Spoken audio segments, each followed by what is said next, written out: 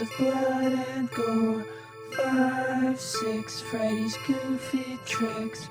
7, 8, another deadly fate.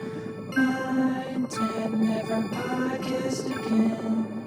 Well, hello, everybody. Hello. And welcome to the Macabre Podcast universe. It's the podcast that exists to prove people wrong when they say Sequels are never better than the originals. And we're hanging out on that spooky street named Elm, and we've talked about not one nightmare, not two, not three, but today we're talking about a fourth nightmare. Yes. We just keep having them. We just keep having them, and this is the Dream Master Nightmare. And we have a couple of special guests. You may know them from our Dark Knight Rises episode. It's Pat and Clayton from the B.O. Boys. Welcome. Hey, thanks for having us back, guys. Thanks for letting us invade your dreams once again. Yes. Thank you. And I got to ask, and I don't know if any of the other guests have asked this, but are you ready for Freddy? Uh-huh. I'm ready for Freddy, baby. Yeah. So you guys have been watching all of these movies, or you're up to 4 with us. Up to 4, yeah.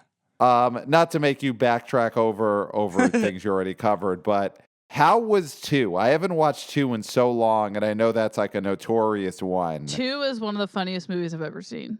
Okay.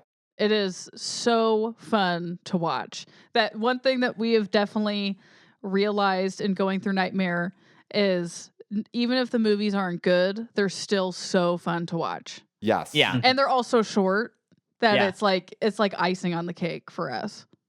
And this is a little nutso, but I would say I like 2 more than I like 4 by a wide margin, I would say. Interesting. I Based think on it's how much a wide margin, wide. I just think it's a little. I like how zany it is. I'll say. Mm-hmm. I think it has a lot more story problems, but it's just so wacky. And growing up in a time where sequels are not allowed to be reverent, or they're not allowed to not be reverent. They have to be so self-serious. If it just means like attaching all the significance to lore and things like that. To watch a sequel that is like, we don't really care about the previous movie. Let's just go crazy. We've maybe never seen the original movie. That is the makers of 2. I think they found out who Freddy was on the way to the set. Yeah. Yeah. The first day. Yeah. And they're like, this is a sequel? Yeah. What's that guy's name? What am I working on? Frankie? What's his name? Frankie or something? It kind of rocks, I will say. It just is so sure of its own tone and identity, even though it is not very nightmare-esque. That I can't help but love it.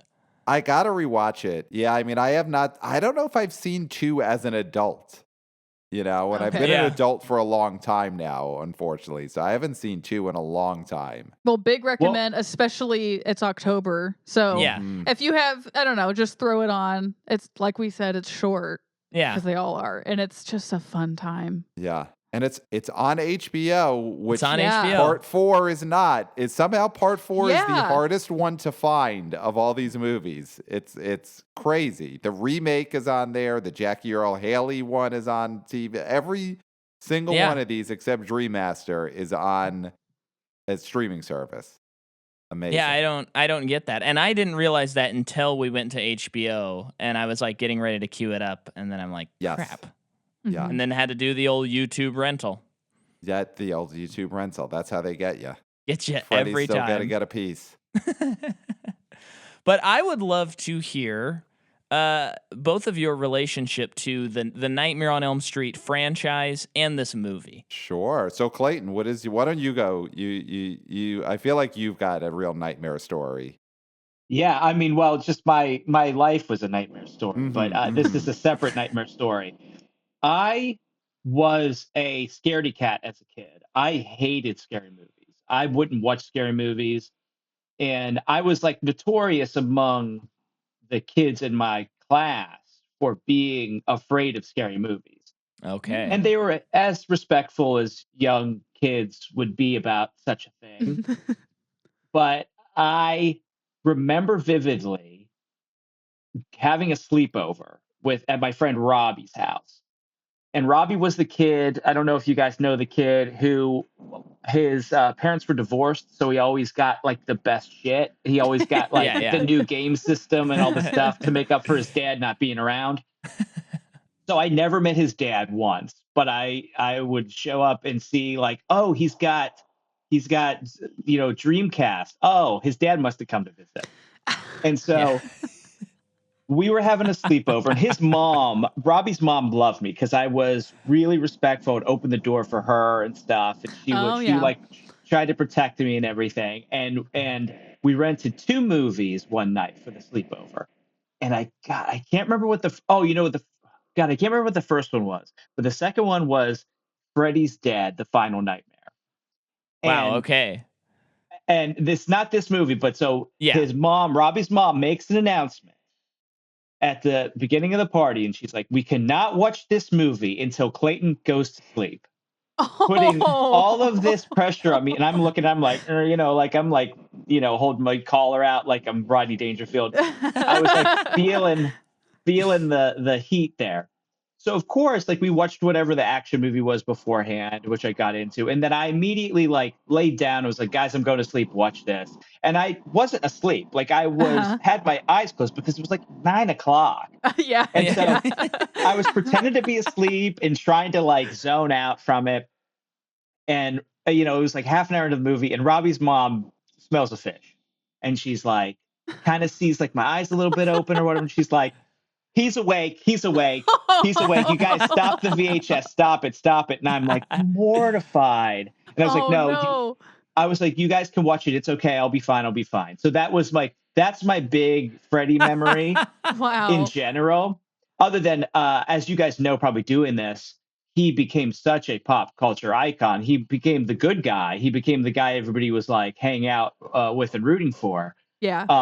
So even then, though, even though he put out like a record album of songs, I still was like afraid of him. Like that, somebody coming in your dreams, the look is amazing. I mean, I don't know if there's a horror icon that is just scarier. Like, he makes like a sweater, like a red and green sweater scary, which everybody should think it's like a Christmas thing. Yeah. But I mean, the burnt face, everything. So I never thought of him as like a cool dude. I was always afraid of him. Yeah. Wow. So are you? I mean, how has that relationship evolved now with Mr. Krueger? I will say, I watched this movie today. Okay. So we shall see how well I sleep tonight. I think Krueger's the only horror icon that still can get to me. I mean, I know he's fake, knock on wood. I know he's fake, but there's just something about that whole thing, the dreams, the invading you, invading your mind that will scare me. Yeah. But I watched this one and I wasn't really too scared. Yeah. This one's more of an action movie, and we'll get into that. Yeah. I mean, there is horrifying things, but definitely Rennie Harlan has his action stamp on this. Yeah, he does. And by the time you get to this one, Freddy is like becoming the comedic pop culture Freddy. Yes. He's still mean, he's still scary, but he's definitely like more of a stand-up comic than he was obviously in the first one. Yes. Yeah. And we talked about last week how doing that clip in 3 where he's on the Dick Cavett show. Oh, that's coupled with him, and it's like killing Zsa Zsa Gabor. Yeah, right? Yep, that's it. And then it's coupled with him being in a Dokken music video for it, where he dreams that Dokken is in his dreams and stuff. It's like he's elevating to the status, and then after this movie, it's when he becomes like everywhere. I mean, I was seeing, because I was watching behind the scenes and stuff, and I was seeing that they had like Freddy dolls that they were selling with kids sleeping with Freddy in the commercials for it. Oh yeah, and my friends had Freddy lunchboxes. It was like G.I. Joe, He-Man, Freddy Krueger. It was just like it's all the same. They're all the same guy. Sergeant Slaughter and Freddy, they do the same thing. He did, like you said, he passed over from being the bad guy. Everyone is okay with all the child killing and whatnot, and they're like, yeah, I'm gonna sleep with my Freddy doll tonight, which is like inherently bad. Yeah, it's wild. There's so much whitewashing of Freddy you have to do to get him in Toys R Us. There really is. This franchise is the ultimate, like, I hate my parents franchise, because when you look at it, it's like Freddy was this is the initial thing, right? He was a janitor and he was killing kids and he got off on a technicality. What this technicality was, evidence tamper, who knows what was going on with these people to let him go. I think it was like a warrant was inaccurate. I think they say it. Okay. It's like in the first movie, and it's like, that doesn't make sense, but let's just go with it. So Freddy then had a great lawyer, like a poor janitor, child killer had one of the great lawyers. And so he gets off on a technicality. The parents all take him and burn him and try to kill him. And the kids start getting killed, but like the kids are mad at the parents for doing this. And that's in this movie, we'll get to that, like where the main character is yelling at her mom for, well, if you wouldn't have burned him up, this wouldn't have been happening. And it's like, this guy killed a bunch of kids. What were they supposed to do? Like, maybe I'm aged up now where I'm firmly on the parent side. Yeah. When we watch this as teenagers, we're on the kid side. When we get to middle age, we're on the parent side. And then when we become elderly, we're on Freddy's side. All over again. That's the progression. Yeah. But he's a pretty affable guy. I watch him and I keep, last year when we were watching him, and then this time it's always like, oh, you little rascal. I just like find myself giggling. I can't help but love it.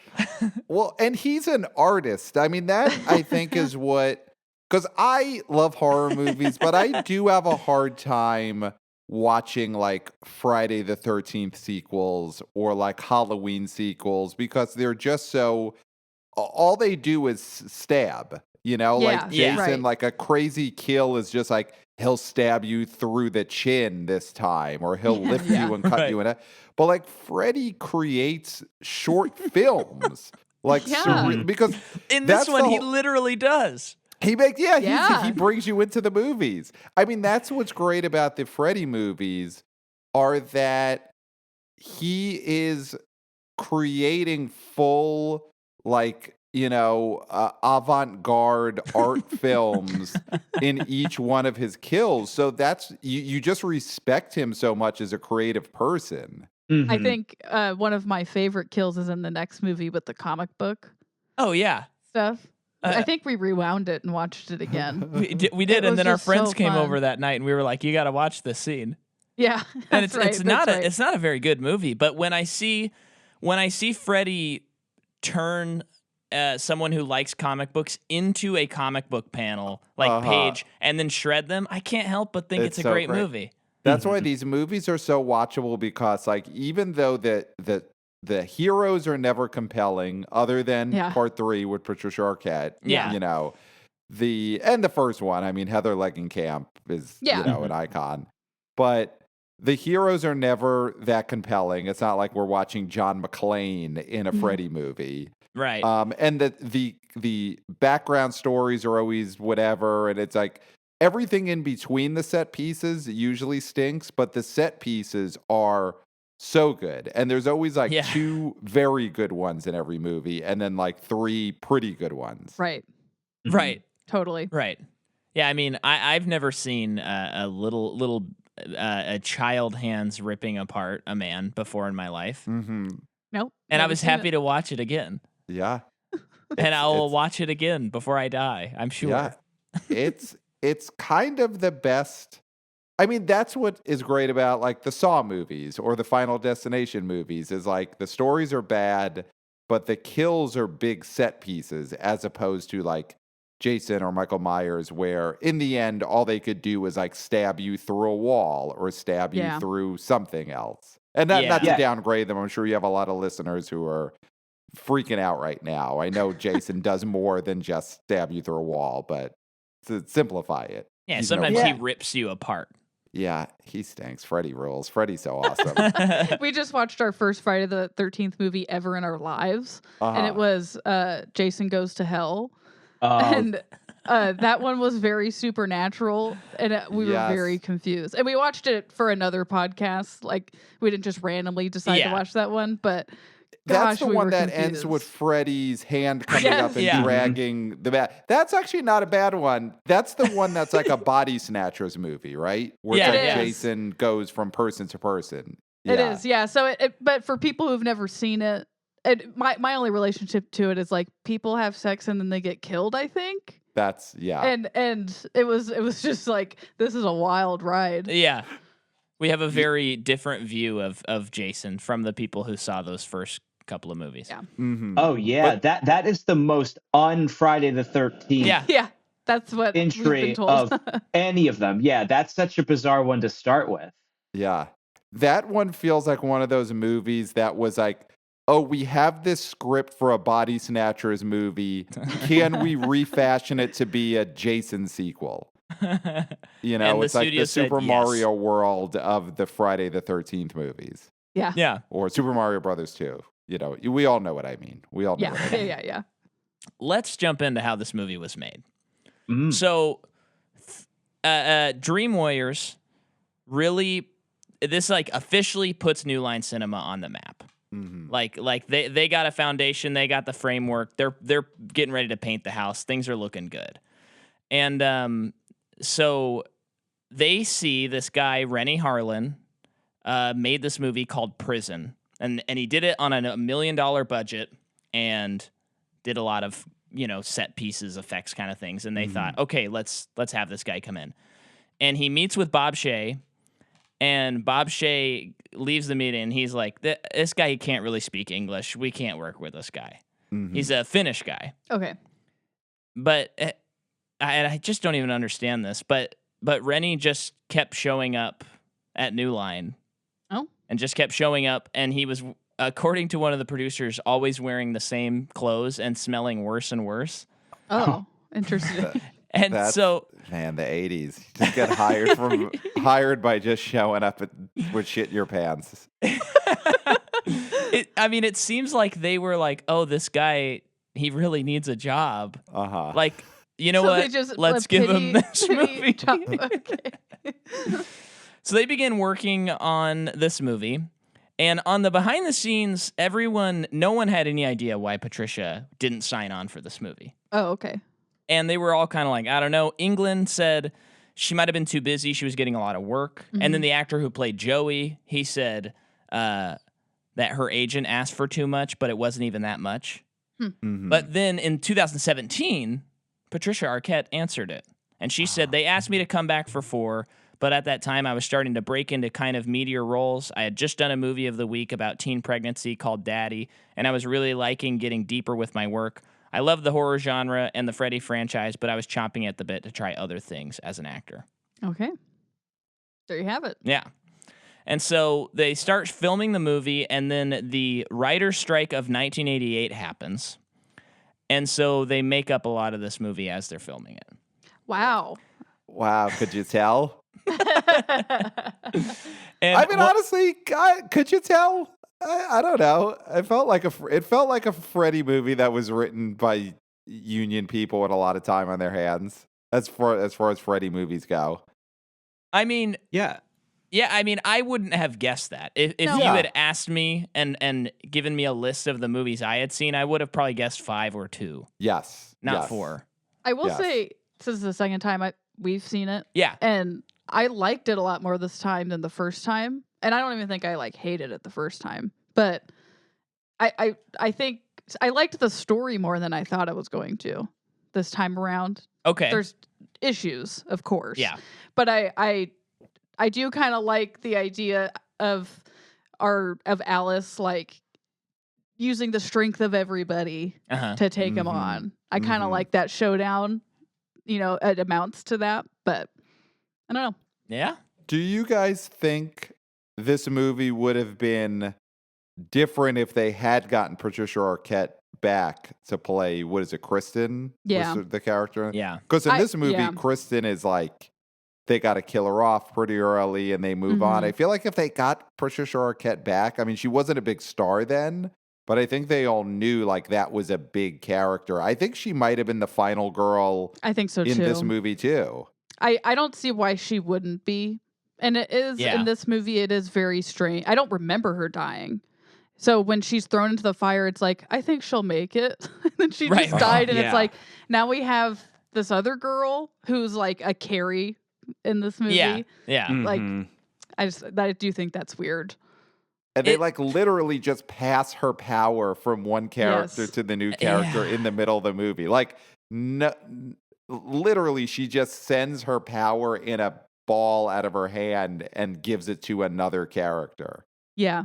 Yeah, all of that stuff, like it's very weird because we and even the actor who played Joey brought this up, but it's like, you know, you see Kincaid, you see Joey, you'd just seen him in Dream Warriors, and Huge then they're hit. and they're like, hey, what's up, Kristen? And Yup. it's just this different person, and it's almost like it almost would be better if none of them returned or something. Yeah. Yeah. Because there's this Mhm. weird disconnect. And then the movie's just trying to get you to like Alice, who I Yes. personally don't find very compelling. I didn't so- love Alice now. By the end of the movie, you're like, okay, so the showdown is Kristen, who has like no relation or like her parents weren't involved with Freddy. So Mhm. I think she's it's just weird like, that yeah. Kristen and the two guys that they all ended up with in the last movie, it's like, okay, now we have this new movie. They're like living normal lives now. But the guy who played, like, it's just like, oh, and she has a boyfriend now. Like, she's doing okay. Her boyfriend's kind of a dick, Mhm. but he's kind of a nice guy. I Yeah. just think like the boyfriend thing is weird. It's almost like, why do we have that character when we have Joey and Kincaid? Not to say that Oh, she sure, doesn't yeah. need a boyfriend, but like, can't they just all like work together and Yeah. be pals? I just think it's weird. It Yeah. I guess it's just more meat to shred, I guess. Yeah, I think so. Yeah. Had fresh meat, you know. Fresh meat. Yeah, it's just more meatballs for the pizza. Yeah. Oh, what a great scene. This would have been a cool movie, a cooler movie if she had come back and it really was, even if they all died still, Kincaid and Joey and Kristen, if it had been their movie, because I do think those were like particularly popular characters for these kind of teen horror movies. Like usually it Mhm. doesn't matter. The teens are all just Uh-huh. like totally disposable. But I think those characters in 3 really were cool. And it is disappointing that they are just there to like be taken care of right away so the movie could move on from them. Right. Yeah. Right. They just feel like table setting. They don't Yeah. feel like Kristen is in it for a pretty large chunk, but Mhm. I don't know. She makes it like halfway. Yeah. But so the movie's directed by Rennie Harlan. He goes on to make Die Hard 2, Cliffhanger, and his take on this was imagining Freddy as a superhero / James Bond. That is in his words, and not literally James Bond, but Yeah. he like imagined him as like the cool person of this franchise. Uh-huh. So that's why he was really adamant about the sunglasses scene where he puts on the sunglasses. Yep. And I Spuds McKenzie was huge at the time. Mhm. He's like, we have to make him look like the dog Spuds. The Americans love it. and I think this movie does really contribute to this, you know, the pop cultureness of Freddy. Mhm. Yeah. And as I was watching it last night, I was just caught up in there's a really fine line between Freddy having fun, but he's scary, and Freddy being goofy and kind of self-parody. And I think this movie goes more the self-parody route. Is how it feels to me a little bit. It does kind of feel like this is like a scary, you know, like the Wayans brothers scary movie kind of spoof Yeah. on Yeah. Nightmare. But they're still great set pieces. They're so You great. know. That's what's great. Yeah. I mean, I think 3 might have been, and I guess actually, yeah, Clayton, me and you did rewatch the middle movies like a year ago. Mm-hmm. And 3, I think, is the one that has the best balance of like Freddy is scary, Oh, yeah. but Mhm. he's also definitely goofier than he was in the first one. Yeah. And now 4 is really starting to tip towards like what Freddy is about to become. Yeah. But I Yeah. can't The argue evil with it. Groucho Marx. Yeah, yeah. Because like by 5, he's like skateboarding and shit. Mm-hmm. That's right. Yes. Yeah. Yeah. And I mean, how can you be mad seeing Freddy skateboard? That's the For thing. me, as long as Freddy's having fun, I'm having fun. That's all I need. I mean, it's true. It's like no matter how bad they get, as long as they're fun, I'm not gonna dislike it. Yeah. This is my weakness series. You know. I I'll do just- feel like Freddy's Dead is going to test that. Okay. Okay.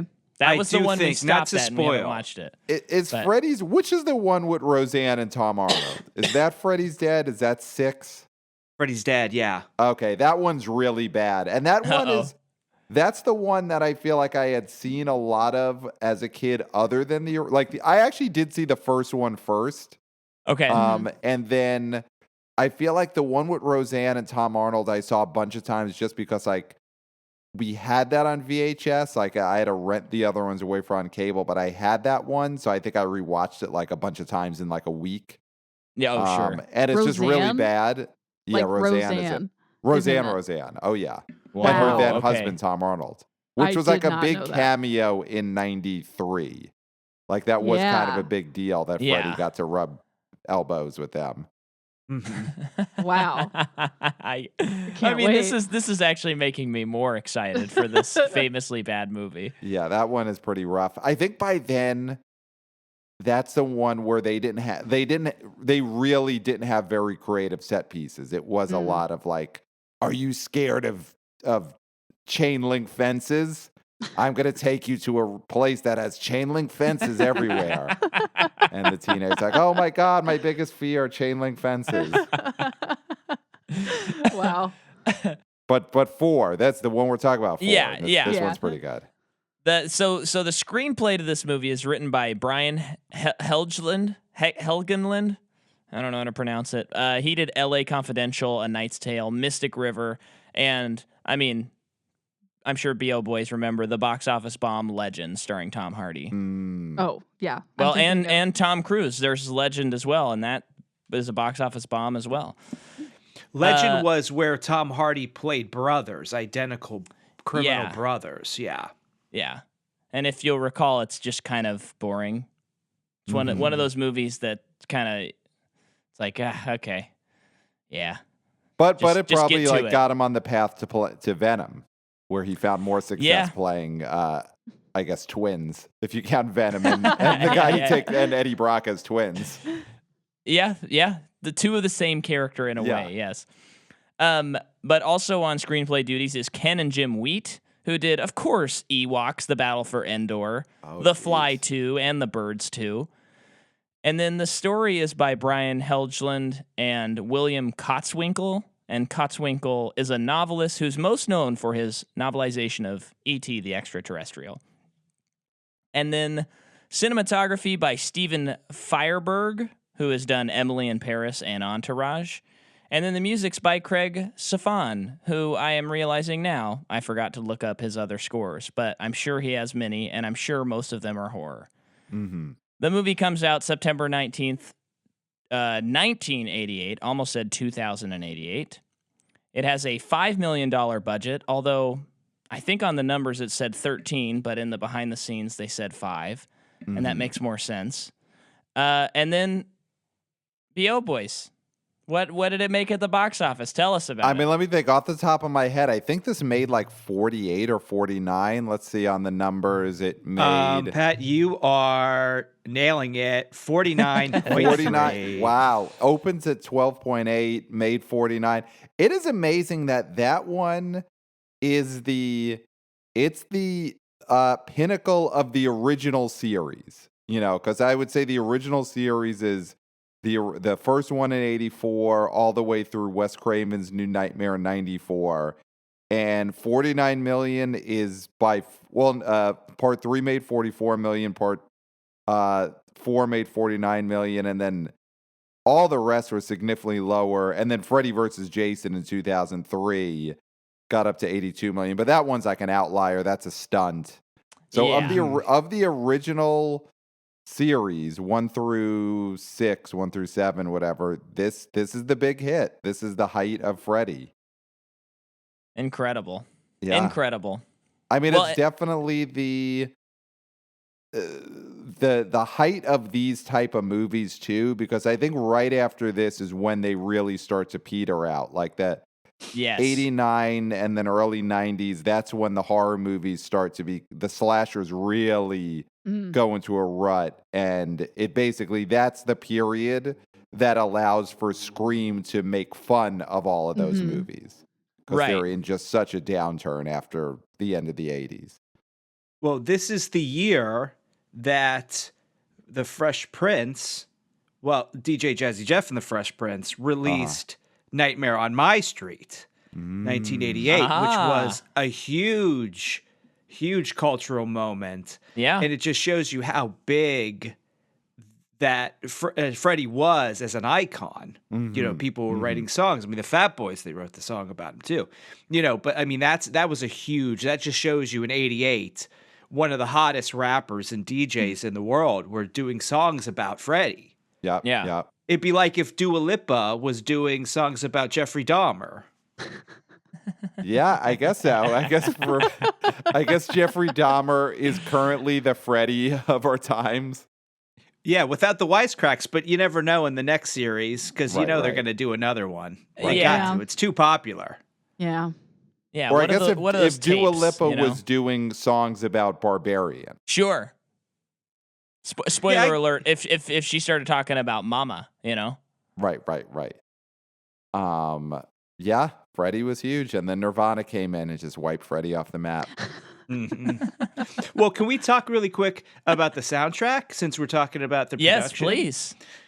This is a ripping soundtrack. I love one of my favorite songs in any horror movie is in this when the brother is practicing his martial arts. Yeah. The song, the Dramarama song is awesome in this movie. It's called Anything in parentheses. I'm give you. Definitely struggling to remember the song. Oh, it's a kick-ass song. You guys should Spotify it after this. Well, and the song that stuck with me was when she's bench pressing, and you know, not nitpicking. It's just fun. Yes. You know, there's like 10 minutes that go on, and she's still listening to the same song throughout that whole 10 minutes when they keep cutting back to her. It's what pumps her up. You didn't have a when you were in high school when you would lift all the time, right? Like, we would listen to Creed. I would listen to My Own Prison. Did you have a lifting song? You know, I did play football for a couple of years, and we did go to the gym. The shoulders. And well, I'm just sitting up straight. They're not big. And I'm trying to think. You know what? This stinks. But what is that band called? They did oh man, the 3 Days Grace. I think was what a lot of the boys would throw on. 3 Days Grace. But I would often turn it on to I think it. I'm struggling to remember, but this really lame techno song that was on it. Was it like a popular song at the time? No, it was a little before our time. It might have been. He's way younger than us, Pat. There's no way he's listening to Firestarter. It might have been that one though. And anyway, I would like to. He said it's before his time. Oh, okay. I would like to throw that on when things, you know, when everyone's lifting and stuff, and then or like, you know, maybe sneak in like BJ Thomas, Raindrops Keep Falling on My Head or something like that. So I would like to kind of mess with the system, but I'd also pump to some 3 Days Grace as well. Nice. Did you ever get down with some Breaking Benjamin? Yeah, although I never really dug it, but it was definitely played. That's what we used to call farting is Breaking Benjamin. You'd be like, someone broke Benjamin in here. Wow. I kind of wish I didn't think that was as funny as I did. So you love the soundtrack, Clayton. Yeah, it's cool. I mean, 88 is such a weird time because it is before it's like the end of hair metal and it's before Nirvana, like you were saying. Yeah. And it's just this odd kind of mixture of stuff where you did have like weird R&B and you had you still had the metal going, but then you had like Dramarama, which was like kind of in a little weird space that was like alternative before you had the big explosion in the early 90s. So I liked it. It's like weird straddling time. Yeah. Freddy was eclectic. Yeah, he really was. And so were the kids. So yeah, and Rennie Harlan as a director, I mean, you brought it up. This does seem like more of an action movie than any of the Freddy movies. And obviously it makes sense because this guy would make Cliffhanger, he'd make a Die Hard movie.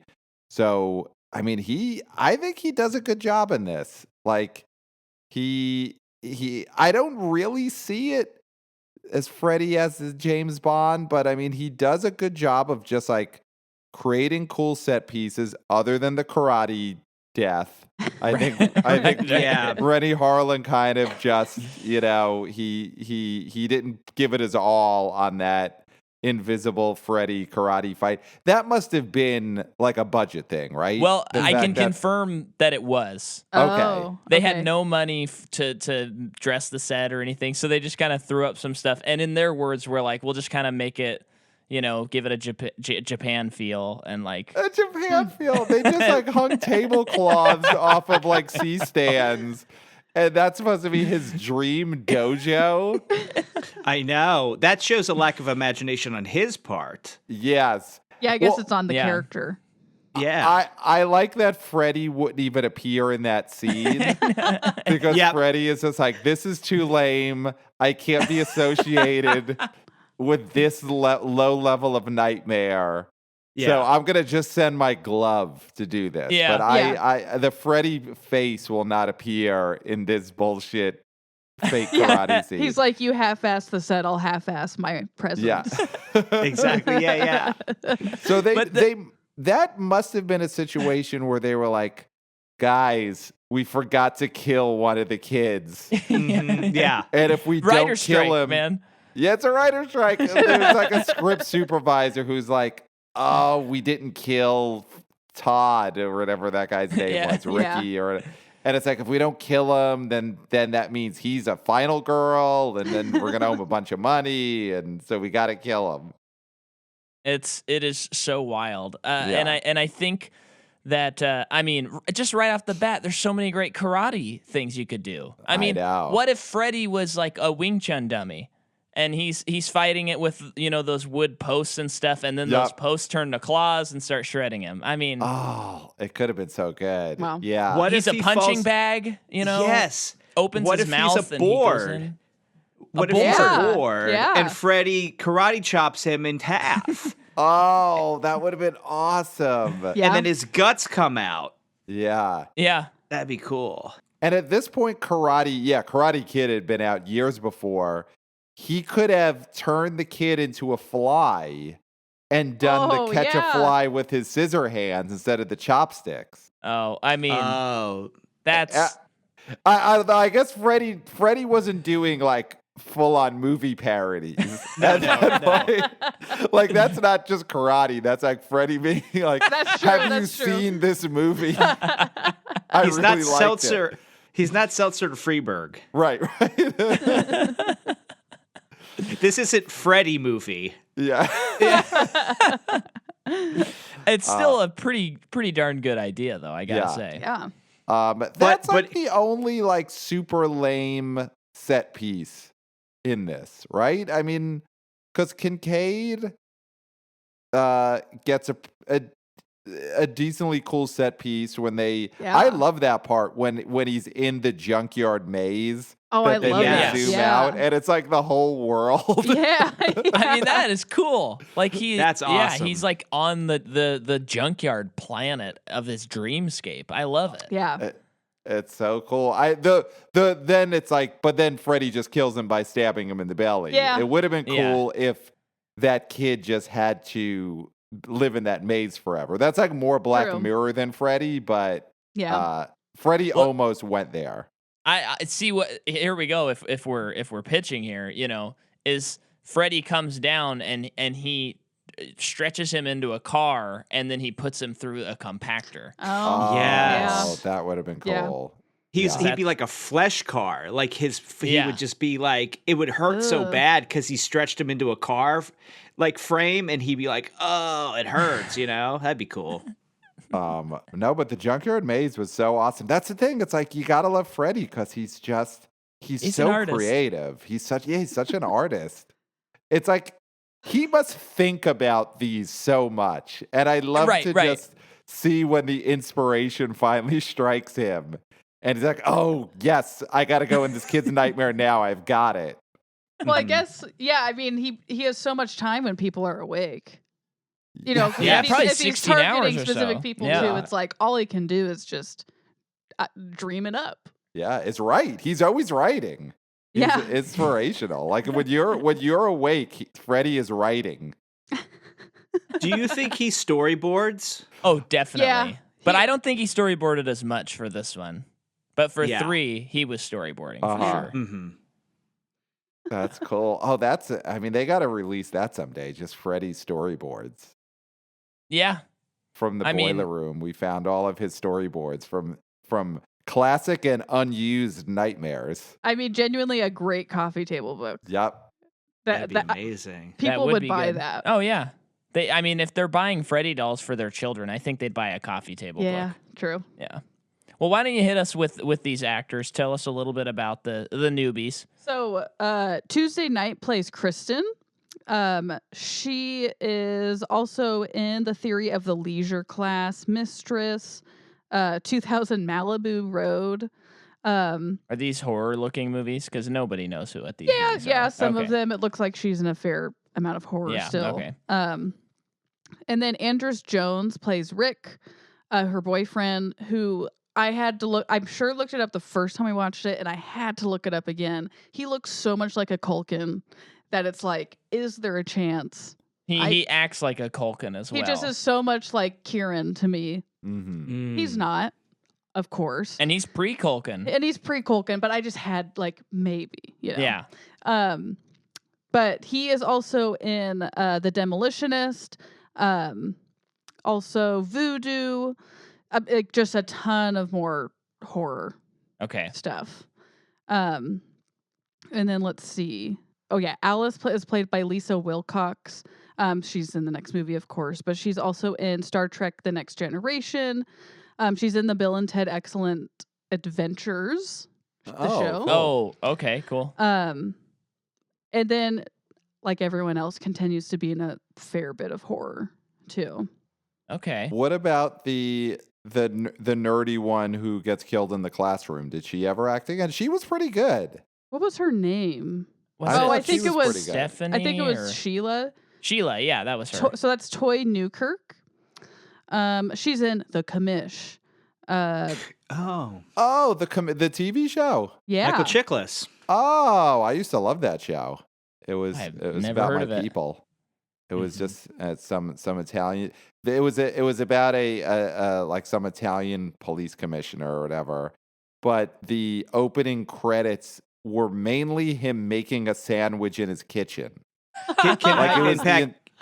Do you remember he couldn't find his pen and it was under the salami? It was at What? Yeah. It was every episode of this cop show would start with a lengthy credit sequence of him making a cold cut sandwich in the dead of the night. Like this is a 2 a.m. treat. Oh, I bet the sandwich looks thought- good. I thought it was his wife making the sandwich. No, I Wasn't think it's it? his wife catches him making a sandwich. Okay.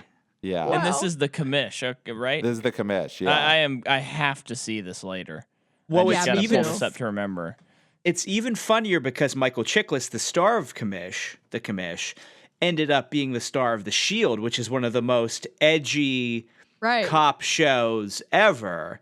And to Yeah. see him originally as the Commish and then as that character, it's really funny. Yeah. So this is maybe it dates me or something, but dates you. You're young. That's what I mean. But Oh, I okay. think Yeah, my we're out parents here watched- dating ourselves like crazy. So I think my parents watched The Shield. Is that what you just said it's called? But then I would hear people refer to Michael Chiklis as the commish, and I thought that was a Yeah. Shield thing. Oh. it's So I didn't know there were two different shows. No, learned those people something. were talking about the show where he made sandwiches in the middle of the night. Wow. Okay. So Then you basically watched. this I cast, am watching it on silent right now. He hasn't made the I am sandwich too. yet. I am but- too. That's so funny. We can't have the same. Oh, He's oh, putting here his he gun in is. his He's going holster. for He's it. making it now, right? This isn't a Bears Yeah, he's- Bears situation where I imagine. No, Oh, there is a he's- pen under the salami. Yeah. He's a little confused, but to my commish, love Rachel.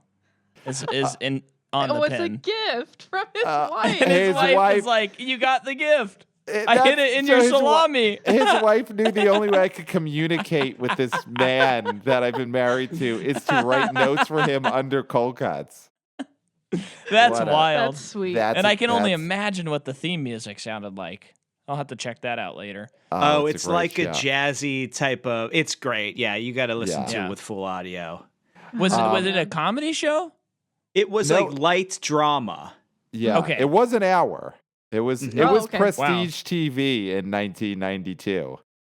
Because it looks pretty goofy from that. You know, he kept on like he's putting on his police stuff, and then he's tapping He himself can't in the find- chest because he forgot where his shield is. Yeah. Yeah. You know, not It shield, was one but of the badge. Yeah, it was like Sisters or a show like that had Yeah. dramatic. I guess maybe it was less dramatic than Sisters. Um, Now I'm really dating myself. So this cast though of Freddy 4, no one became Patricia Arquette or Johnny No. Depp or No. even Heather Langenkamp. Like this was No. a group of actors who, God bless them, I hope they're doing well on the Comic-Con circuit, still cashing those checks, but no breakout careers coming out of this.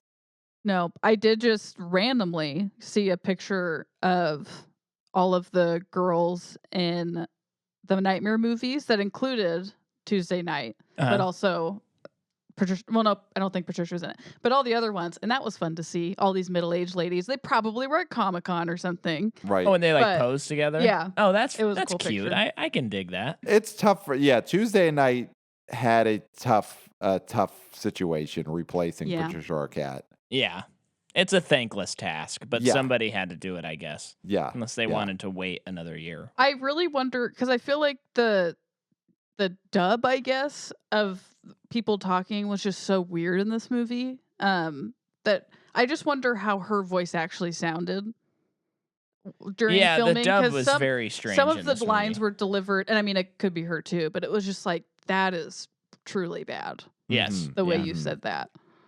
Well, and there was quite an interesting story that Sheila, the director, when they were done filming, he pulls her aside and he says, "Hey, we're gonna have to dub all of your lines because you don't sound black enough in this movie." Really? Whoa. Goodness. Yeah, and then she said, and the interviews are taking place like 20, 30 years later. Mhm.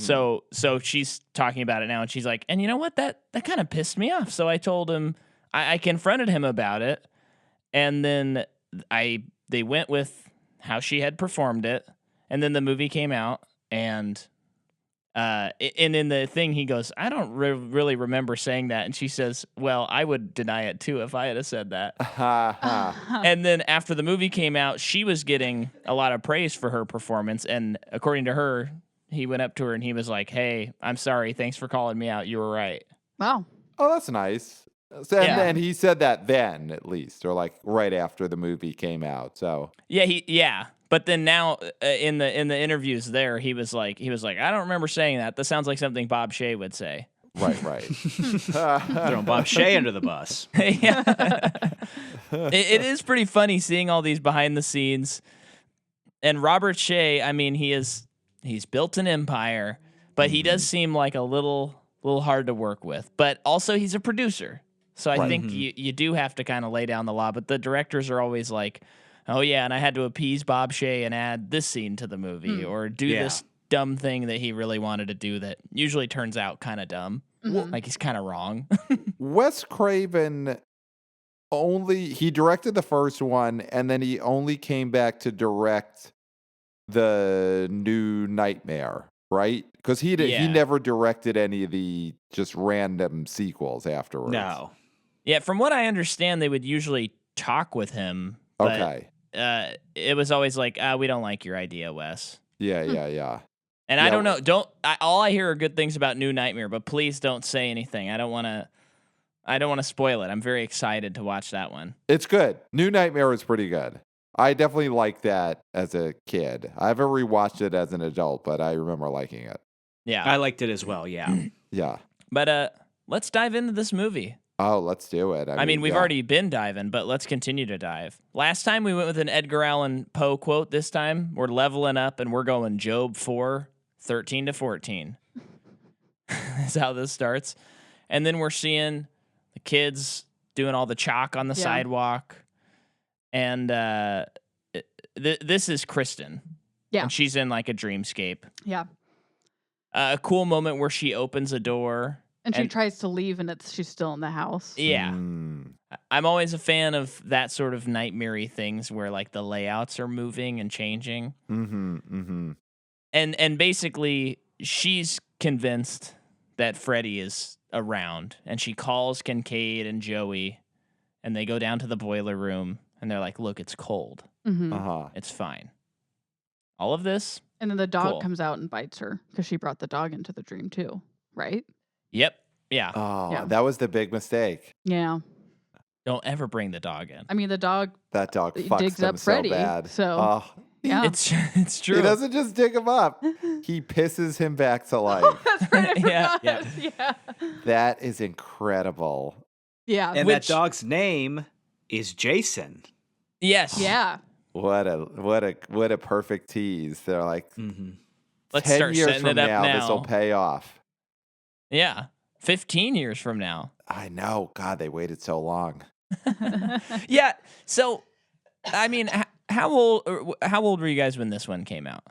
I was born in 81, so Okay. this movie came out, what, 88? So, I mean, 88. I definitely didn't see the sequels as they were coming out. Like, I saw Right. the first one probably around this time. The only Freddy Krueger movie I've ever seen in the movie theater is the Jackie Earl Haley remake. I've actually never seen any of the Freddy movies in the theater when they came out. Because, like, the sequels, I wasn't going to see those as a little kid. Like, New Nightmare, the Wes Craven one, I definitely could have seen at the time. I just didn't. Yeah. And I don't think I saw Freddy vs. Jason. So, yeah, all these sequels, I was like a kid who knew of Freddy, who had seen some Freddy movies, but I wasn't going to the theater at 7. Like, yeah, me too. I was 7. Right. Brooklyn's a crazy place, but they're not letting 7-year-olds go see Freddy movies. Because Yeah, I I was a just kid. can't wrap my head around there being so much excitement and hype to have this weird crossover movie when movies like that didn't really exist. Yeah. I guess 'Cause- at that time it was an in-joke, but they definitely didn't think they were going to have Freddy and Jason hang out for a while. Well, yeah, no, I know at this time, but I just Yeah, I mean like in the future, in the 90s, people chomping at the bits for this thing to happen. It's so specific. Yeah. It's strange to me that people kind of were like into that idea. I think when they do that, you know, in the Jason's Dead movie or Jason Goes to Hell, when they do the shot of Freddy's glove pulling his mask in, I'm pretty sure they did that as like, this is a joke, you know, and we got together to do that and then the reaction to that was, because I do remember when that happened, I did think, oh, they are going to do this as a movie. And I think all the producers were caught by surprise Yeah. by that reaction where they were like, oh, here's like a fun gag to put at the end of this. They didn't realize that the audience like dreamscaped the idea of like, you know, the cinematic universes. That movie was in development hell for so long. I mean, they did, like you said, Pat, as soon as they saw the reaction, they were like, oh, we could make this happen. And it took years and years. And there's a book, I think it's called like Clash of the Titans or something like that. that's all about all the different iterations of the Freddy vs. Jason pitches that happened my goodness. from Jason Goes to Hell to when it was finally made, and it's fascinating. It's also a super long book, and I'm psychotic for having read it. But it's really interesting. If you're interested in like how it came about and all of the stops and starts, and you have time to read a 500-page book, yeah. I mean, I read it on Kindle, so it didn't feel like 500 pages, but that sounds interesting. It is definitely fascinating if you're interested in like movies that never got made and stuff. Yeah. I might have to jump on that book right away so that we can reference it in that episode when we get there. Yeah, start reading it now. Yeah. But yeah, so we were just talking about how the dog pees him back to life. Mm-hmm. So it's in Kincaid's dream in the junkyard, as we were talking about, and the grave like opens up after he pees, and then the bones suck together. Mm-hmm. So cool. I love this. And then they That's like a great scene. Yeah, Yeah. reverse affect him, melting so Yeah. that he like reforms. Love that. It is one of my favorite parts, I think. I love it. I mean, it's very silly that it's a dog peeing it to Pee- life, I but mean, not just pee though, Micah. It's flames. it is Mhm. flaming Pee's pee. fire. It was funny hearing Robert Englund talk about it and kind of say, this is, if you think about it like mythologically, it's like this is a hellhound and stuff. And Yeah. I'm like, no, I mean, This is I think that he just dog peed on it. piss. Yeah.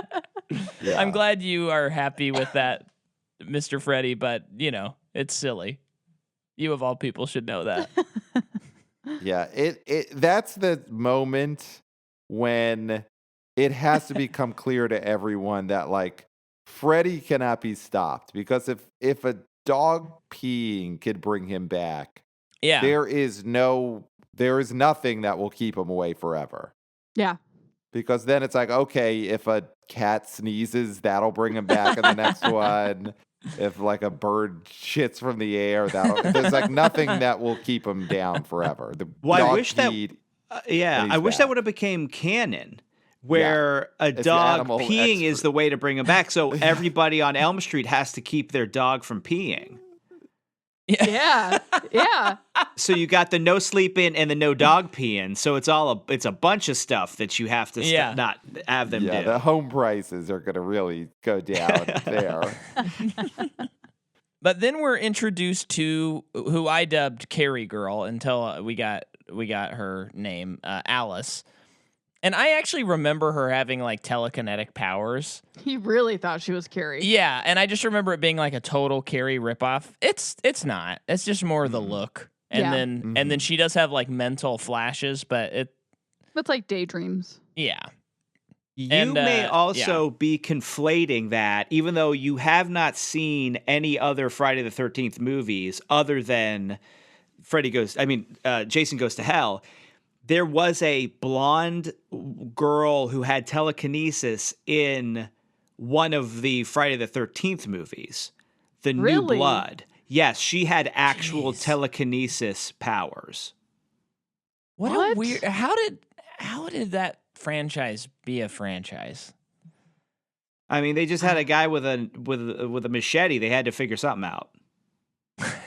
Like they had to add some sort of new wrinkles. He doesn't get the hockey mask until like the third one, right? Yeah. Oh yeah, the hockey mask comes way later than you expect. It's so crazy. The Jason movies are, I don't know. I got to give him another chance, but I never loved those movies. Yeah.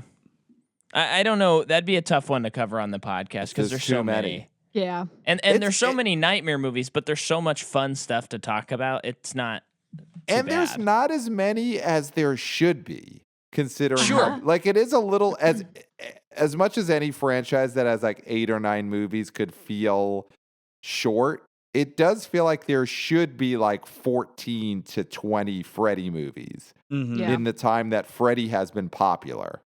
Well, it's wild that the last movie was made in 2010, Yeah. Yeah. and they haven't made another one with all streaming shows and Shudder and all this stuff, nobody has done it. I mean, I don't want to. Even though he is very sitcom-y, like Freddy's. Oh no, I don't want guy. streaming. Oh no, no. Yeah. Please, I don't want to profane the BO boys, of course. No, you're exactly. You're. But I'm just saying, it's wild to me that some company didn't say, "Hey, we bought the rights to Friday the 13th. We're putting all our money on," or I mean, Nightmare on Elm Street. Nightmare on Elm Street. We're putting all our money on Black, and we're making the 12-part series about why he. You're talking about the Ryan Murphy show. I think we talked about this earlier. Yeah. Ryan Murphy directed. It's about Freddy Krueger's trial when he was alive. It's about him murdering the kids. It's about the technicality. And it's too long. It's a few episodes too long. It's so boring. Yeah. But we really sympathize with him. Yeah. It's mostly about Jessica Lange as the judge in the case. Totally. Yeah. All right, so Freddy's back. He's been peed on. Yeah, he's ready to go. He's back. And then we're introduced to Sheila, and then bench press girl. Can't remember. I remember her name, and I couldn't find her. That's a great name for a character. She is bench press girl. She is bench press girl, and she gets hit on by someone, and Sheila. She also is scared of bugs. We gotta remember that. There's a scene where she sees a bug and she's like, "I don't like bugs," and we're like, I wonder if that'll ever come back. This movie seems interesting with high school dynamics, where people are kind of making fun of other people, but everyone kind of gets along, which just seems a little unusual for an 80s movie. Absolutely, because you had the jocks and you had the slobs and you had the nerds back then. You had the that was like girl. Yeah. You had the gearheads. Yeah. The guys that are karate guys. Karate guys. They all hung out together. They all hung out. Whatever Kincaid's into. You had the Rubik's Cubes people that all they did was do their Rubik's Cubes. I miss the wizard guy from the third one. I know, me too. I loved him. he was so excited to be a wizard in his dream. Yeah. He was so psyched. That's what's great about the third one is they're so excited about their powers. Yeah. He does get the lamest death. He gets I feel like in every Nightmare movie, one person has to die with just getting stabbed in the abdomen. Yeah. Not some fun wizard way, just he got stabbed. Yeah. I know. He throws that big wheelchair at him, and then that's kind of that, and then he stabs him. Yep.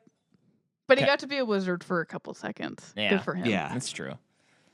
But I do want to point out that Sheila uses one of my favorite insults you can yell at someone. She calls someone needle dick, which is hilarious, and that'll always get me to laugh. And then we start seeing that Alice has these daydreaming visions, and she has this alcoholic father who's never around. Their mom died or something, so he's coping. Yeah. And he seems like a bad guy. It's continuing that trend in nightmare movies where all the parents are terrible, and even beyond them not sympathizing with them, they're also just terrible. Right. And then finally, we get to one of the big deaths, our Joey boy. And he's once again fantasizing about a woman. This is such a great one. Yeah, this is an awesome scene and an awesome death. And it's so 80s. It's so great I'm so glad that there is a waterbed scene in a Freddy movie because it just really spoke to the time. Yeah. And I love anytime Freddy poses as a hot woman to lure someone. Because there is always that amount of time where you're like, maybe it's not Freddy. Maybe she really is into me. And then it's like, oh shit, it's Freddy. This is bad on 2 levels. Yeah. It's a very Bugs Bunny move by Freddy. Yeah. Yes, it is. Wow, yeah. Well, it's just kind of funny. I felt like watching Dream Warriors and this movie. The movies to me are so fun that I kind of forget that there are. And then you see nudity and it's like, oh yeah, this is R. This is not like a kid. I mean, not that you conflate these as kids movies by any stretch, but they seem like fun PG-13 movies. And then you're like, oh yeah, these are R. Whoa. Oh yeah. Okay. Waterbed nudity. Never Yeah. thought I'd see that. Yeah. A woman in the waterbed who's actually Freddy. Who's Yep. that? Yeah. I mean, it is the type of thing that just is not going to be in horror movies anymore. You know, Yeah. you're not going to have just gratuitous nudity, which, listen, I'm not saying you need to have it anymore. We've evolved or whatever. But it is very much like this is the type of scene that would have been in an 80s or 90s horror movie. Yeah. And you're not going to have, you know, any of the modern villains posing as like bikini models anymore. Yep. Which is fine. It's fine. We've evolved. But Freddy was of his time. Yeah. Well, and he's not the most politically correct. I think we can just say that. Yeah, I we mean, can say that. The guy's Yeah. been killing kids for a while. Yeah. You know, If Freddy ran for office now, there'd be a lot of stuff to dig up. Oh, There'd be there would be a lot of stuff coming out. Yeah. Yeah. We've only scratched the surface with these documented films Yeah. too. I'm Yeah. sure there's Yeah. plenty. Yeah, we haven't found his storyboards yet.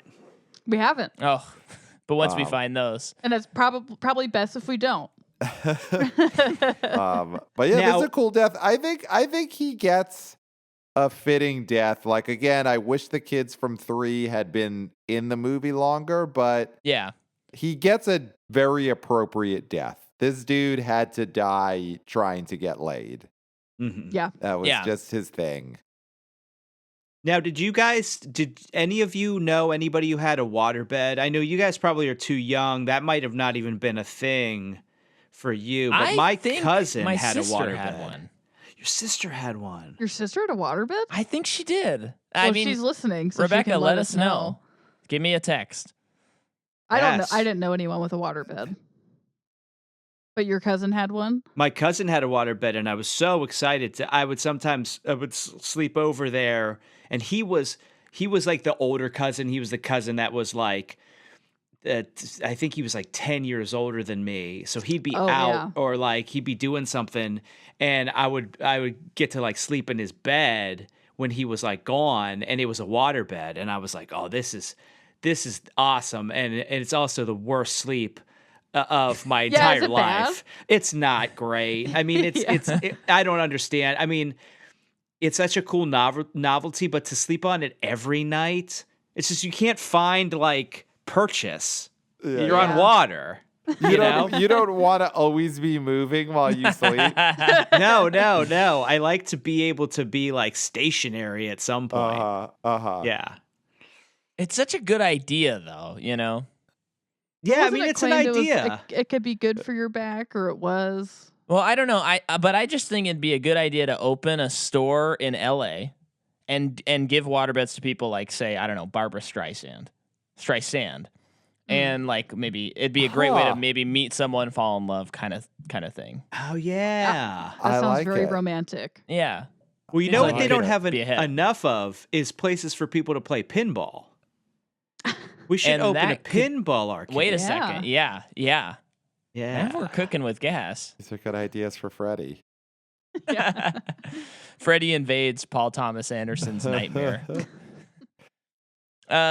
So then there's this very strange conversation that just doesn't really make any sense to me, where Alice is talking to Kristen, who's worried about going to sleep, and she goes, "Haven't you ever heard that old rhyme about the Dream Master?" And she's like, "The Dream Master?" And she goes, "Yeah, if you just say, 'I'm the Dream Master' or something like that, you're the master of your dreams." Get it? That old What ride. the heck? Okay, so there's that's we'll chalk that up to writer's strike. That was Sure, a that scene, scene yeah, really that felt never like got that. rewritten. And then I wrote Nurse Freddy, but that's way later. Okay, so I want to say one thing about that scene with her and Alice too. Yeah, there yeah. are like some lines that Kristen has that just don't feel right. I think in that scene she says to Alice, "We're sharing the same luggage. The bag's under our eyes." yeah. And it's strange. And I can't remember what it is, but there's one later with her mom when she's like yelling at her, and it's like, I just don't think like a 17 or 16-year-old saying that. Yeah. Well, Writer's she strike, said, "Thanks, probably. Mom, you killed me," because She does say that. she put the sleeping pill. She gave her sleeping pills without her knowledge. That's right. Right. That was That's right. cool. That's I such mean, a that's- crazy move by a mom. Yeah. Yeah. Yeah. Well, and she's so terrible in the third movie as well. And it's nice that they were able to get the same actor, and I kind of like the idea that she didn't.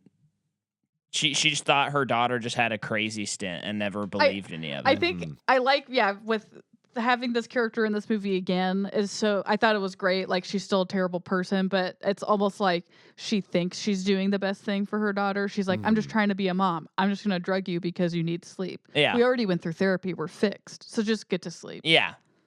Bad, Well, but she was trying. her friends died. I mean, she says in that scene, Yeah. 2 of my friends died. And the mom goes, "Oh, well, you're just tired." But it's a Not great. fact. I mean, it's a fact that they're dead. Yeah. You know? And it might be in that same scene where her mom says, like, we already covered all of this in therapy. Yes, Yeah, We yes. made so much Oh. progress. And she says, "You killed me. Talk about that in therapy." Yeah. Which, Yeah. I mean, as far as one-liners go, that's a great zinger Yeah. for your parents. But It's a great as mic far as drop. natural dialogue, I don't know. Yes. But But so yeah, she so falls she- asleep. She goes to class and bumps her head on the wall. Mm-hmm. And that's how she ends up in the nurse's office. Oh. And that's why Nurse Freddy is there, because she's still asleep. Okay, that's what happens. Yeah. And I don't remember. I am like forgetting the Nurse Freddy scene. I mean, he's Let's draw some blood. Yep. Yep. Yeah. And then she wakes up. Yeah. And then she gets drugged by her mom. Yeah. Mhm. And then she has the Freddy Jaws nightmare scene, which is just hilarious. And that's where Freddy- she Oh. dies, right? She's on the beach. I believe Freddy so. Jaws. Not that yet, is a cool though. one. She doesn't She die on does- the beach. Yeah, she falls through this. He sucks her through the sand. Yes. She falls into the Right. house, and then Right. she gets thrown into the furnace. That's when she Yes. throws the magic power to the Yeah. to the new Alice. girl. To Alice. Yes.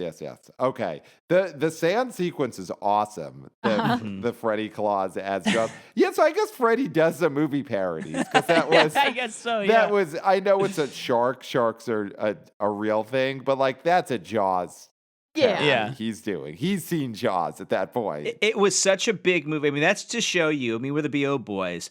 What a huge turning point in blockbuster Jaws was that a child-killing janitor took time out of his murder spree to go see a Right. film. I mean, he went to see Jaws maybe twice. He might have seen it more than once. Oh, I you're think right. so, yeah. Freddy Krueger saw it in the theater alive. Yeah. Yeah. Oh, that's cool. You never Or know who he's- you're going to sit next to. But people are having nightmares about the movie Jaws they just saw. Oh, And so he's that's what watching he's it that like. way. He's Yeah, witnessing yeah. it. Yeah. So he's like me and Citizen Kane. He's only ever seen like interpretations of it through like Simpsons episodes and stuff. Yeah. Right. Yeah, the Simpsons osmosis that would be an interesting thing for someone to study someday. Knowing But- things well before you see them.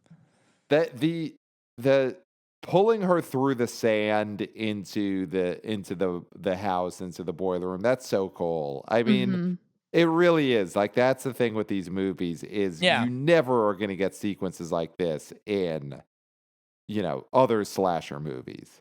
No. Mm-mm. Well, because I mean, the genius is you are in imagination. So the only limits you have are the creators of the movie. Right. Whereas Michael Myers, even though he is invincible and a ghost or a force or whatever, Right. everyone else has to be in our world, our reality. Right. Right. Yes. And so, yeah, you can just always do cool stuff, which is why it is weird that there aren't 14 of these movies. Yeah. Yeah. It's strange. I guess there is something. I mean, these are all pretty low budget, but they're just got to be harder to make than a Jason movie. Yeah. Well, sure, yeah. Well, because Jason has been played by several people, and I know there's hardcore gorehounds and horror heads Right. who have their specific, this is the Jason, and the fact that he isn't Jason anymore makes me angry or whatever. Right, but Robert that's just Englund silly. is Freddy. And Yeah, that's a the huge bigger stumbling problem. block. Because Yeah. as much as we like Jackie Earle Haley, and me and Pat are big Jackie Earle Haley fans, Yeah, he's great. I don't know if he would have had it in him to do, 7 films like this. Like, that's the thing is like, Freddy is so defined by the person who plays him. Right. And I don't think Yeah. Michael Myers isn't like that. Jason isn't Right. like that. Maybe Chucky, but that's a voice. So he could just do that until his death. He could be on his deathbed doing a Chucky voice, right? So right. maybe that.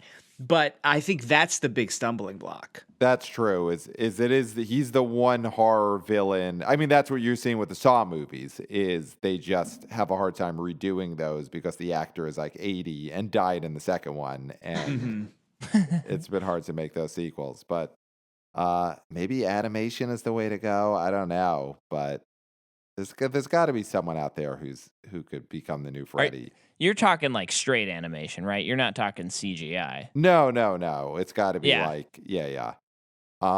They should do a reality. I know we don't want to talk too much about TV, but like what they really should do is they should do a reality show that's America's Next Top Freddy, and have tryouts for Freddy, and But try it's to got to cast be the no new actors, Freddy. just all janitors.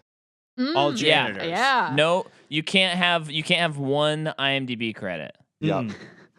You can gotta only be have brand toilet new. credits. Yeah. That would act okay. I know we're kidding here, but that is a great idea because then you generate some buzz, and then by the time America has voted on this Freddy, they're into this Freddy. Yep. Yes. And you Who don't chose have him? you don't have that uphill battle of like when the trailer drops and everyone being like, "Oh my gosh, he didn't really do a voice for Mario" or something like that. Right. You know? You'll have people who are like, I voted for that Freddy, so I want to see him excel. And there's people who didn't vote for that Freddy and will be like, I want to see if he fails. And so they'll all go see the movie because they're all invested in some way. Because if you make it a sport, then people will be invested in it. Yeah.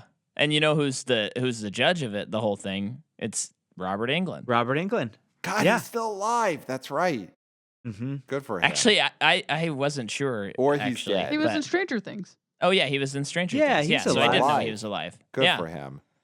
So now Alice has got the power. She to has the pull power. people. Whether so she she wants has it or the not. power to pull people into dreams, right? Is that now the power she has? Yes. Okay. But did Joey shoot? No, I don't think he shot a power, and I don't think Kincaid did either. Or did they shoot them No, too? but that's what I'm confused about. So, okay, so I know in the last That's movie the only too, thing. Krista not only was able to pull people into dreams, she was like doing acrobatic stuff Yeah. that was not Yes. used very much in the movie. Yeah.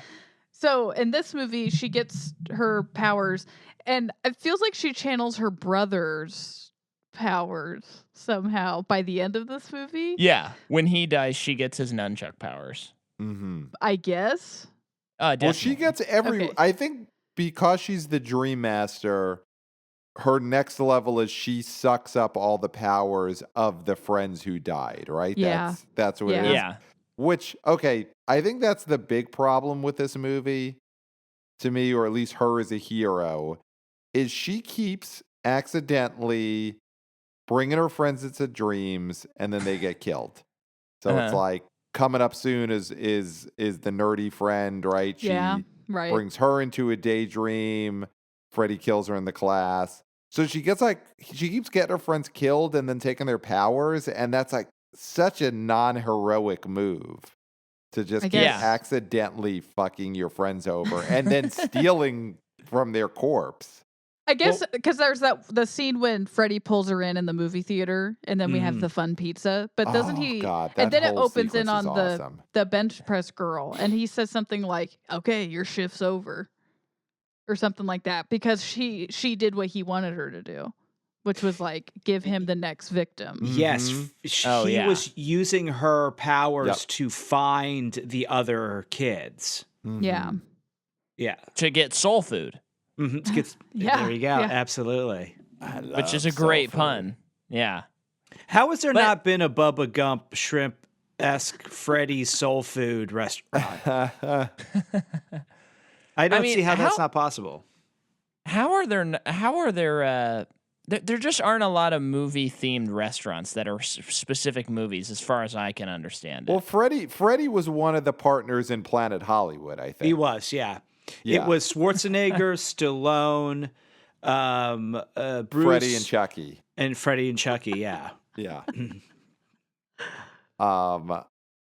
So yeah, where are we at on these kills? Well, just what you're saying, the one of the issues, her bringing them in. What's also strange to me is like the climax of this movie where she kills Freddy requires none of the powers that she has acquired, or no use of anything really. She uses karate, and Freddy's like shrugs it off.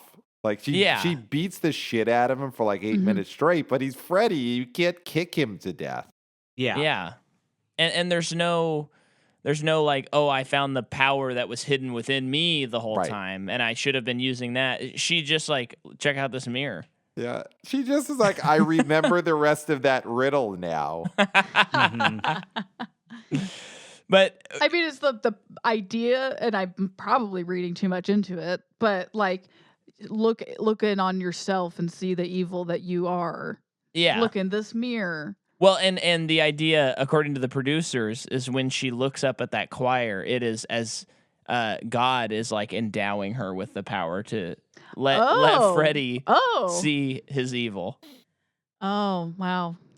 So this is a world where God exists, and also Freddy exists. Yeah. So that's like terrifying. You know, think about like a God that would allow Freddy. Yeah. I think the idea is just like he can't keep track of everything. That's true, right? Yeah. Dream world, that's too much. That's a Morpheus problem. And Yeah. Just lets him, like, Morpheus be in was his own shirking on domain. his duties. Yeah. Yeah, God points to a sign that says that sounds like a Morpheus problem to me on his desk. That's his domain. Yeah. I mean, could we just jump into the movie theater sequence? Yeah. Well, I just don't want to skip over Sheila's death because that's my favorite Sheila's one. death is. He says, "Wanna suck face." Yeah, well, and it's precursed by her dreaming, and he writes, "Learning is fun" with Freddy. Oh yeah. And then once he starts attacking her, you said, "Learning is fun" with Freddy. Indeed. And then he says, "Wanna suck face," and she has that's her first kiss with Robert Englund, the actress. The actress? Yeah. Is Freddy Krueger is her first kiss. Hot. Yeah. And then he sucks the life out of her, and she, like a balloon. Like, it's insane. It's such a wonderful effect. It looks amazing. Yeah. The eyes sinking back it's in her gross. soul. I love it. And that's all I need to say. I just love it. No, it's great. And the practical effects, I mean, I love all the practical effects in this film. And her death especially, like, she's such a rootable character because I don't know, there's something about her, you want to be protective of her because she's, like, smaller than everybody else. She's got glasses, you know. And then to have that happen to her is just, like, it's heartbreaking. And, like, I did find myself not connecting to these characters as much as I did to the last cast of characters from the third movie. I think she was the only one that I kind of was like latched onto. Me and too, I think. Felt bad when she died. And also this was like a terrifying thing, especially like back in the day, like school was supposed to be a place you were safe. Now, obviously I don't want to get into stuff, but like, you know, that now is no longer the case. People don't feel that way. But I know when I was younger, it didn't feel like school was a place where bad things like that could happen. So to have this happen in a schoolroom with all these students around and a teacher there, that I think had a real impact on me as a young person watching this movie through my fingers. Yeah, especially in a movie like this where like kids are just dropping like flies and the school's not doing anything about it. Yep. And I know a lot of that's just writing stuff, but like people's friends are dying and they're still just going to school the next day. Like, it's like life goes on. You Yeah. just got to keep showing up. Now we can get to what you were saying, Pat. The movie theater. The What movie a cool theater. sequence. This, Yeah. I mean, this really just get back to what Freddy really is, which is a great filmmaker. Yeah. So I love in this scene, the popcorn and the soda being sucked out of her So cup. good. Mhm. Yeah. So good. It looks great. It makes you like, the soda looks good. It's like, Mhm. I don't drink soda anymore, but when I see this Freddy movie, I kind of want to get a nice big cup of soda. Yeah. And then I love the shot of she gets sucked into the movie theater, into the screen, and then she looks out and she could see herself watching it in the auditorium and the rest of the people Love it. watching it. It's so cool. And the rest of the people watching it at that point are all the people who have died. Yeah. Right? Yeah. Oh, it's so It's so cool. good. Yeah. It's just awesome. And then them basically like building I think they like rotated the set. And I get Okay. I mean those actors must be strapped in cuz they're not moving at all and she's just hanging there.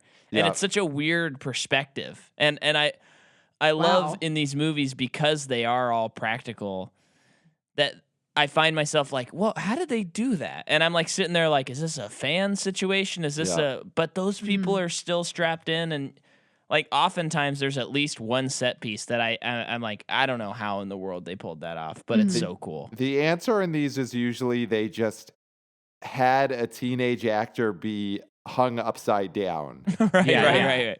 Like that when you really can't figure out how they did it, it's just like this person really wanted that gig and they're like, yep, I guess tie me by my feet to the ceiling.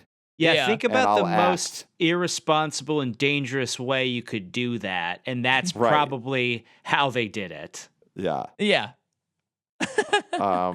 And then this so now this leads into the pizza scene, right? The Because she pizza. goes Yeah. from the movie theater, then they're in the Crave Inn, they're in the Yep. diner. Her. Yeah. Oh, it's, I didn't even catch that. It's herself. Old. Old Herself waitress. old. That's so Yeah. cool. Yeah. And then Freddy shows up. With the pizza, soul food, and I gotta say, the pizza looks good. it looks Mhm. tasty. Yeah. But what's nuts, and again, I didn't even think about this. I was just like, oh, I don't know how they did that. That's crazy.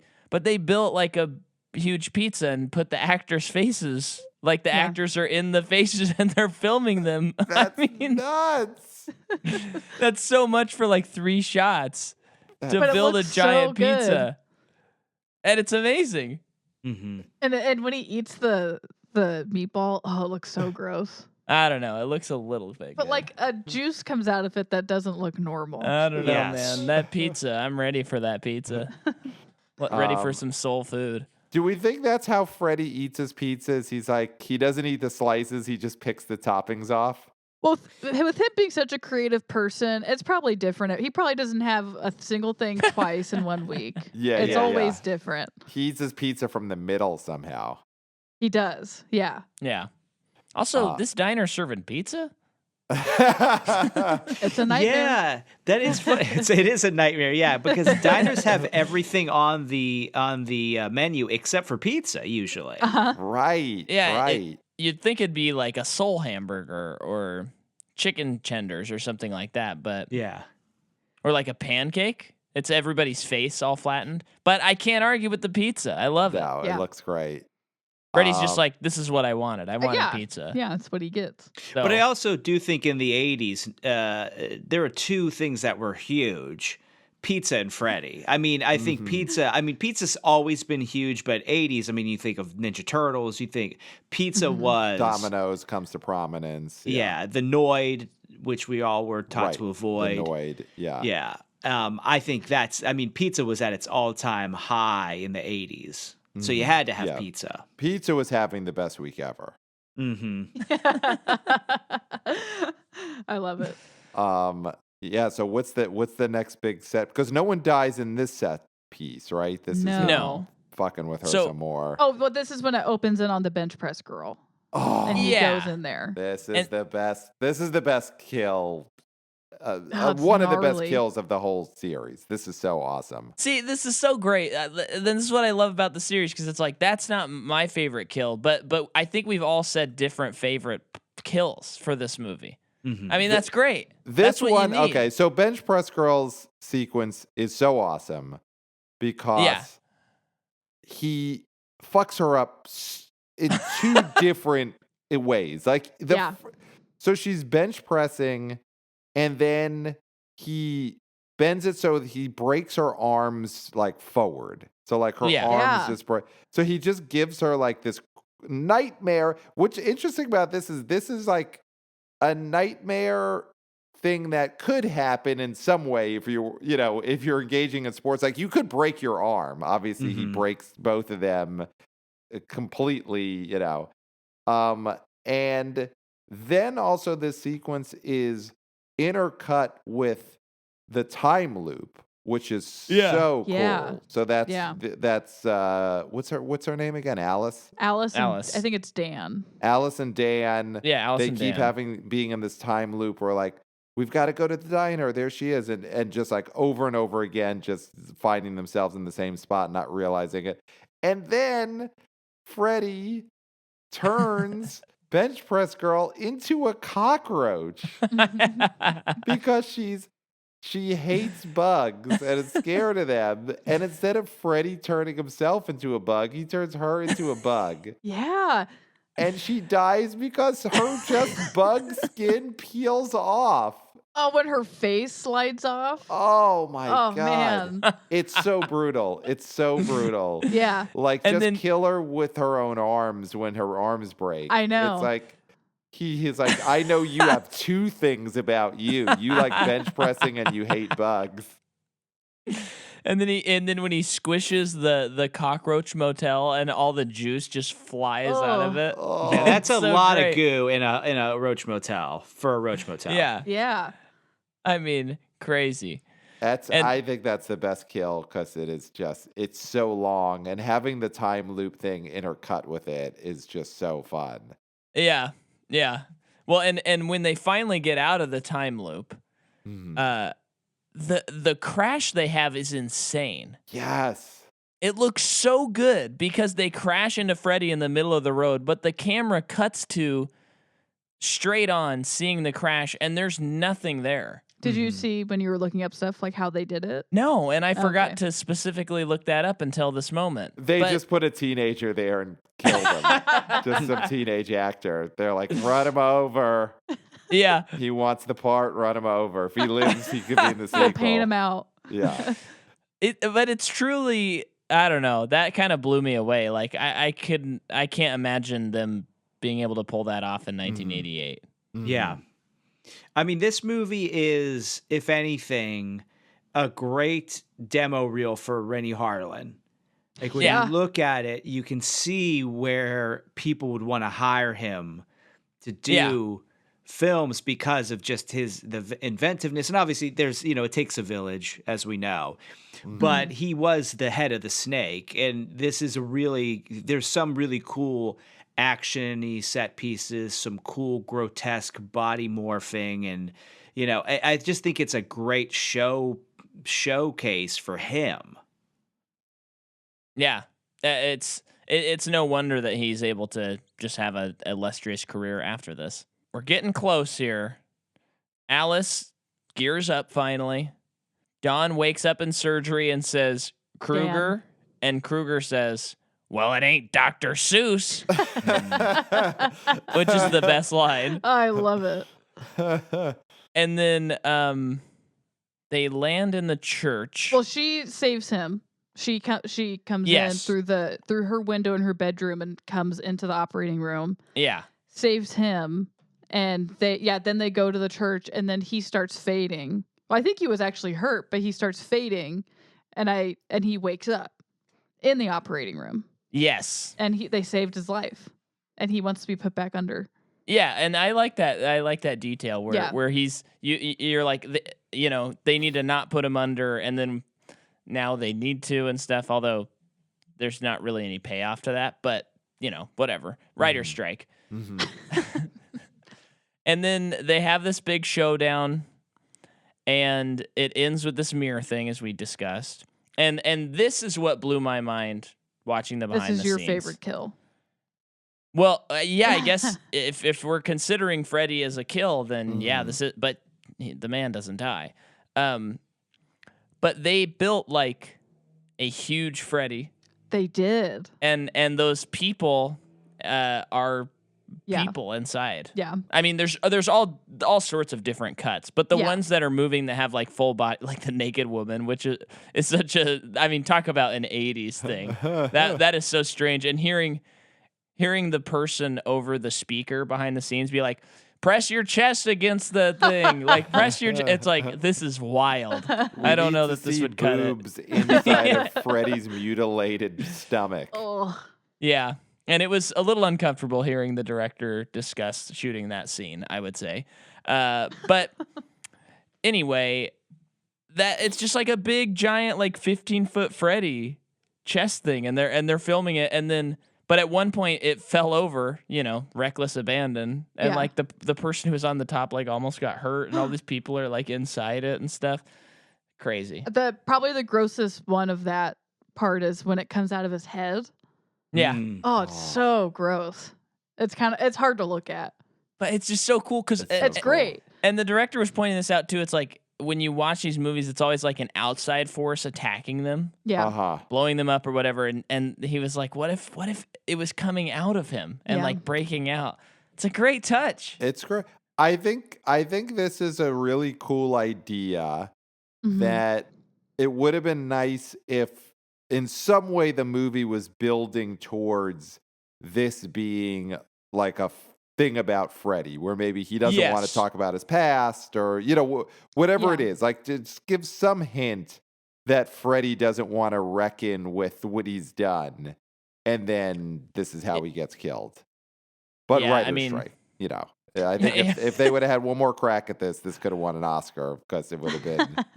It's a great idea that is obviously come up with after they've already filmed so much of the rest of the movie.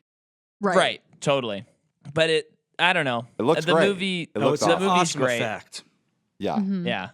And it is unexpected that like they rip his like head in half. Yeah. For all the souls to float into the air, and they're all like, "Oh, thank you." Yeah, they go thank you at the end. I like that. They're very polite. They were. I can't imagine. Do we think those escaped souls are gonna be okay from this point, or I think they're gonna have a fucked up existence once they get to heaven or whatever the afterlife is. Like, they're gonna be like, they're gonna start having nightmares about having lived in Freddy's belly for all this time. Hopefully there's some good therapy wherever they're going. I think they're good, though, because like the producer said, God is rescuing them, basically. So I don't think he's rescuing to condemn. It's his problem now. He's going to have to listen to all this. He's out of Morpheus's domain. Yeah. I think we did it. Did we do it? We did it. We did it, yeah. Yeah. I know we went pretty late. Thank you for staying up with us. I mean, in New York, it is 1:25 a.m. So me and Clayton are due to hang out with Freddy soon. As soon as this is over, it's Freddy time for us. Well, I've been popping greenies so that I don't fall asleep after this conversation, because now I'm scared.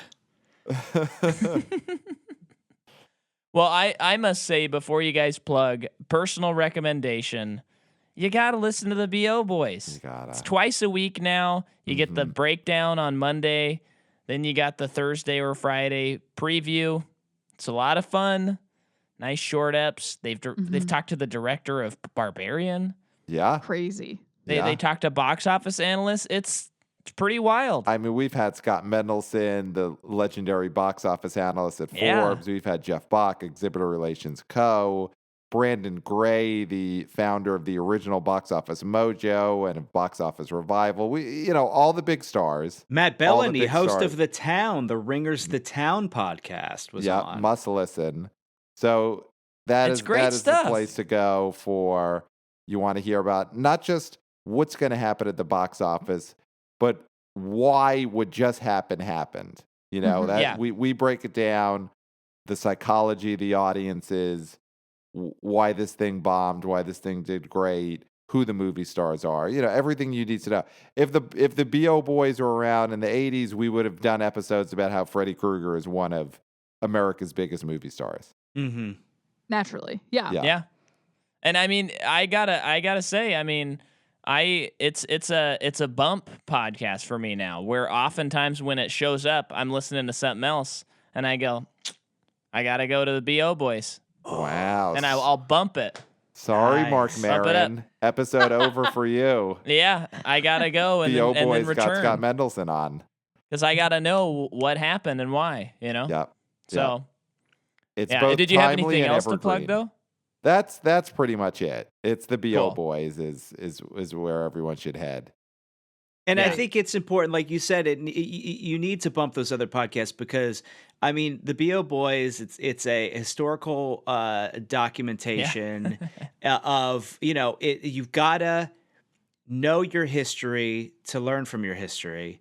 And Yep. so we talk about that. We talk about the future. And I do think it's of the moment. You know, you could It's of put the a few of moment. those. You could put a few of those celebrity interview shows on the back burner. I mean, really, it's like, what is Jason Bateman going to say that he hasn't already said like 1,000 times, right?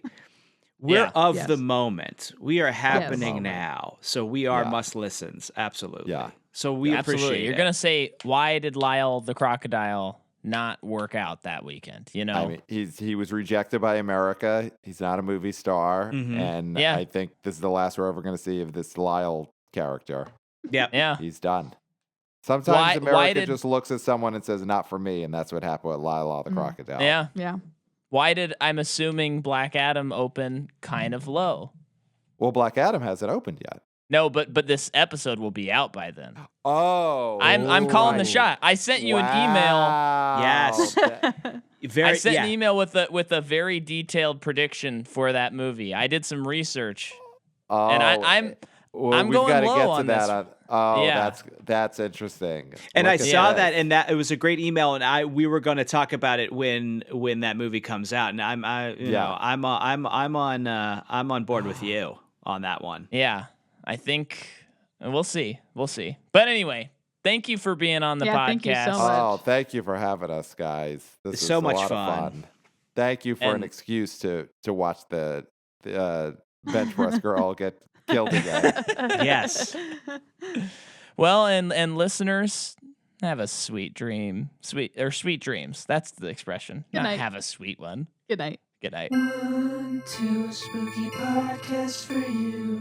3, 4, lots of blood and gore. 5, 6, Freddy's goofy tricks. 7, 8, another deadly fate. 9, 10, never podcast again.